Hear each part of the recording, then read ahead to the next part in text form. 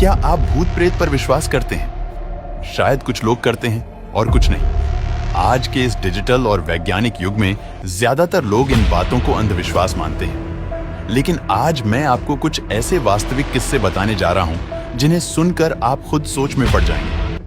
क्या सच में कोई अदृश्य शक्ति हमारे आसपास मौजूद है? वीडियो के अंत में हम इन घटनाओं को वैज्ञानिक नजरिए से समझने की कोशिश करेंगे। क्या भूत प्रेत वास्तव में होते हैं या यह सिर्फ हमारी कल्पना का परिणाम है? इसके साथ ही हम जानेंगे अब तक मिले भूत प्रेत से जुड़े कुछ पुख्ता सबूतों के बारे में और उससे पहले नजर डालेंगे भारत की 5 सबसे रहस्यमयी और भूतिया जगहों पर नंबर 5 डुमास बीच, गुजरात। दिन के समय इस बीच पर सब कुछ सामान्य रहता है। कई लोग इस जगह पर आकर लुत्फ उठाते हैं। वहीं जैसे ही रात का साया गहरा होता है, सब कुछ मानो थम सा जाता है। सुंदर सी दिखने वाली यह जगह एक वीराने में बदल जाती है। इस दौरान यहाँ पर कोई भी जाने की हिम्मत नहीं करता है। रात के समय बीच के आसपास भी कोई नहीं दिखता। इसका सबसे बड़ा कारण है कि शाम के वक्त ही यहाँ पर भूतों का तांडव शुरू होता है। इस रहस्यमय डुमास बीच पर अब तक कई पैरानॉर्मल घटनाओं के मामले सामने आ चुके हैं। बीच पर घूमने के लिए आए कई लोगों ने इस बात का जिक्र किया है कि उन्होंने इस जगह पर अजीबोगरीब और रहस्यमय आवाजों को सुना। कुछ रिपोर्ट्स की माने तो इस बीच पर रात के समय घूमने गए टूरिस्ट आज तक वापस नहीं आ सके हैं। स्थानीय लोगों के अनुसार काफी पहले इस जगह का इस्तेमाल एक श्मशान घाट के तौर पर किया जाता था। लोगों की माने तो यहाँ पर आज भी कई प्रेत आत्माएं भटकती हैं। इसी वजह से इस बीच की रेत का रंग काला है। रात के समय इस स्थान पर कुत्तों का स्वभाव बदल जाता है। वे कई तरह की अजीबोगरीब आवाजें निकालने लगते हैं। यही एक बड़ी वजह है कि जिसके चलते इस स्थान का नाम भारत के मोस्ट हॉन्टेड जगहों में शुमार है। नंबर 4, शनिवार वाड़ा किला, पुणे शहर के बाजीराव रोड पर अभिनव कला मंदिर के पास बना। शनिवार वाड़ा महल पेशवा राजाओं का निवास स्थान था। इस महल की नींव बाजीराव प्रथम ने शनिवार के दिन 10 जनवरी 1730 में रखी थी और इस महल में एक साथ 1000 से ज्यादा लोग रह सकते थे। इस किले में 30 अगस्त 1773 की रात को 16 साल के नारायण राव, जो कि मात्र 14 साल की उम्र में मराठा साम्राज्य के 5वें पेशवा बने थे, उनकी षड्यंत्र करके हत्या कर दी गई थी। जब हत्यारे उनकी हत्या के लिए किले में घुसे तो नारायण राव खतरा भांपते हुए अपने कक्ष से भाग निकले। नारायण ने पूरे महल में भागते हुए चाचा मुझे बचाओ की गुहार लगाई, लेकिन उन्हें बचाने के लिए कोई नहीं आया। कुछ इतिहासकारों के मुताबिक नारायण राव की हत्या उनके चाचा ने ही करवाई थी। कहते हैं कि आज भी नारायण राव की आत्मा इस किले में भटकती है और उनके द्वारा बोले गए आखिरी शब्द काका माला वाचवा की आवाज आसपास के लोगों को सुनाई देते हैं। अंधेरी रातों में यह महल और अधिक डरावना लगता है। हालांकि यह एक पिकनिक स्पॉट है, लेकिन शाम के 5 बजे के बाद किसी की भी एंट्री नहीं होती है। नंबर 3, कुलधारा गांव, राजस्थान। दोस्तों, अगर भारत के सबसे हॉन्टेड प्लेस की बात हो रही हो और कुलधारा का नाम ना आए, ऐसा हो ही नहीं सकता, क्योंकि यह जगह पूरे इतिहास की सबसे रहस्यमय जगहों में से एक है।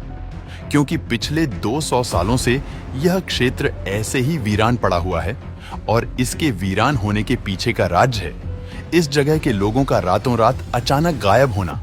कुलधारा गांव के वीरान होने को लेकर एक अजीबोगरीब रहस्य है।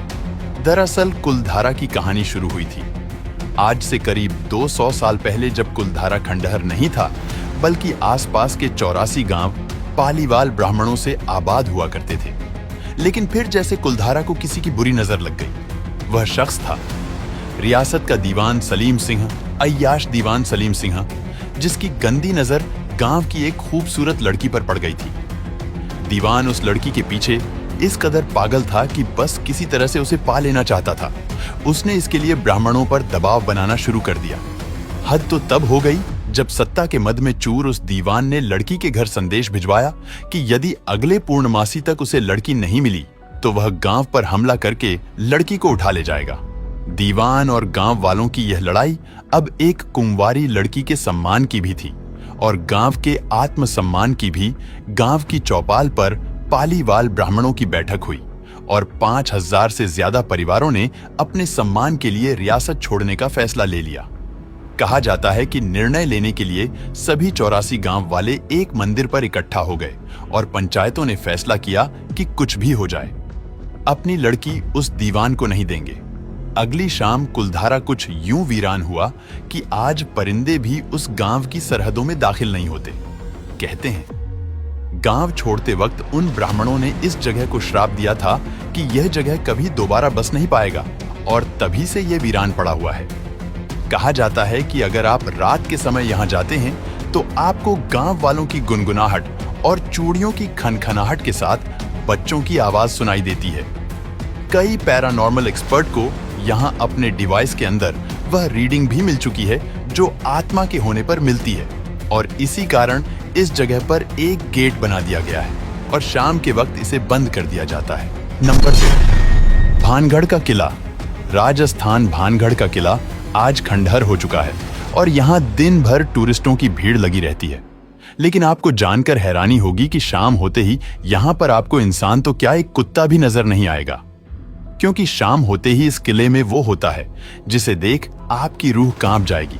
क्योंकि शाम 6 बजे के बाद जो भी इस किले में गया उसे रोने, चीखने, चिल्लाने और चूड़ियों की खनखनाहट के साथ किसी इंसान को पीछे पीछे चलने जैसा अनुभव हुआ।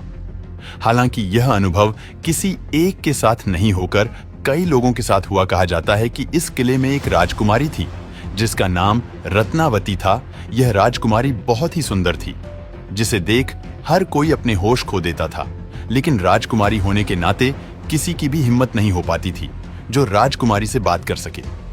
सिवाय सिंधिया के सिंधिया एक जादूगर था जो राजकुमारी से शादी करना चाहता था, लेकिन राजकुमारी सिंधिया के प्रस्ताव को बार बार ठुकरा दे रही थी क्योंकि सिंधिया एक तांत्रिक था और शक्ल सूरत से बिल्कुल बेकार भी था। यह सब देख सिंधिया ने काले जादू का सहारा लेना सही समझा और जब एक दिन राजकुमारी बाजार से इत्र लेने गई तो उसके इत्र को जादूगर ने अपने वशीकरण मंत्र के द्वारा बदल दिया। कहा जाता है कि यदि राजकुमारी इस इत्र को लगा लेती तो वह सिंधिया के पास दौड़ती हुई चली जाती। हालांकि राजकुमारी ने सिंधिया के जादू को देख लिया था तो उसने इत्र की बोतल को एक पत्थर पर फेंक कर चली गई, लेकिन उसके जाने के बाद वह सारा तंत्र मंत्र उस पत्थर में समाहित हो गया और जैसा कि सिंधिया ने सोच रखा था कि राजकुमारी मेरे पास आएगी, लेकिन यहाँ मामला उल्टा पड़ गया। वह पत्थर सिंधिया की तरफ बढ़ गया और पास पहुंचकर सिंधिया को कुचल दिया, जिससे सिंधिया की मौत हो गई। और उसी वक्त सिंधिया ने राजकुमारी को श्राप दिया कि तुम्हारा यह महल एक दिन खंडहर हो जाएगा। हालांकि ऐसा हुआ भी। उसके कुछ ही दिन बाद इस किले में दूसरे राजाओं के द्वारा बहुत ही भयानक युद्ध होता है, जिससे इस किले के सारे लोग मारे जाते हैं और तभी से यह किला खंडहर पड़ा हुआ है और यहाँ चीखने, चिल्लाने जैसी आवाज आती रहती है।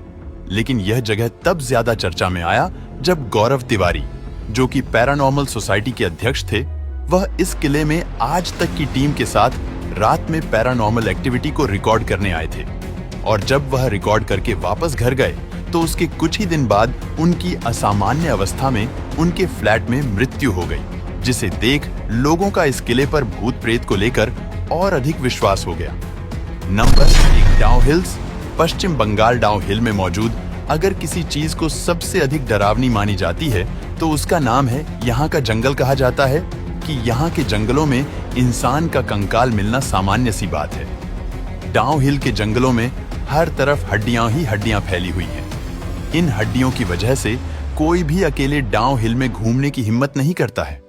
इस हिल को लेकर अन्य मिथक ये है कि यहाँ के जंगलों में काफी संख्या में आत्महत्याएं हुई हैं, इसलिए जंगल में हर तरफ हड्डियां ही हड्डियां दिखाई देती हैं।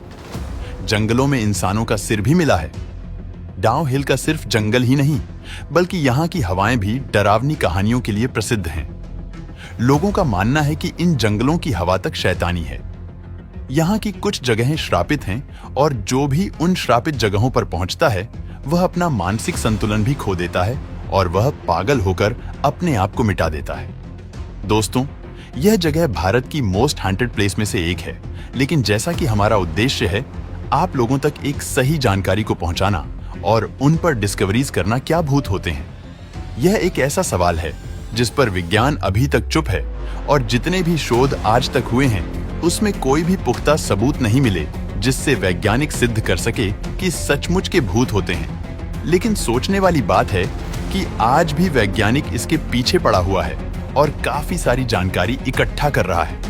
वैज्ञानिकों ने न तो भूतों के अस्तित्व को पूर्ण रूप से नकारा है और न ही पूर्ण रूप से इसे स्वीकार किया है, लेकिन आज तक जो वैज्ञानिक उपकरण से भूतों के बारे में खोज हुआ उसे जान लेते हैं। पैरानॉर्मल एक्टिविटी की जांच, मनोवैज्ञानिक शोध, जीव विज्ञान और न्यूरोसाइंस, इसमें देखा गया कि कई बार रिजल्ट इन उपकरणों की गड़बड़ी के कारण अलग आए। दोस्तों, आज तक भूतों पर पूरी दुनिया में जो भी शोध हुआ उसमें पाया गया कि यह सब एक कहानी है जो अंधश्रद्धा फैलाती है। दोस्तों, वीडियो पसंद आया हो तो लाइक और शेयर करें।